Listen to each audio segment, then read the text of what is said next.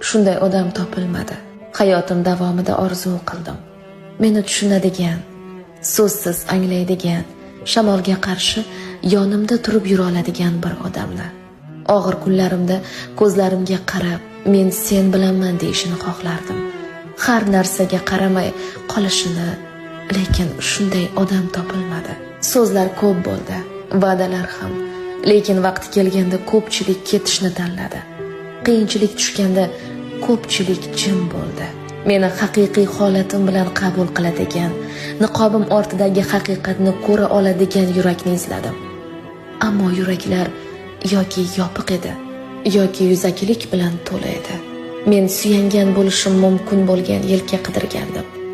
Lekin u yelkalar ko'pincha faqat quvonchda yaqin edi. Sadoqat haqida ko'p eshitdim, lekin uni amalda kam ko'rdim. Shunday odam topilmadi.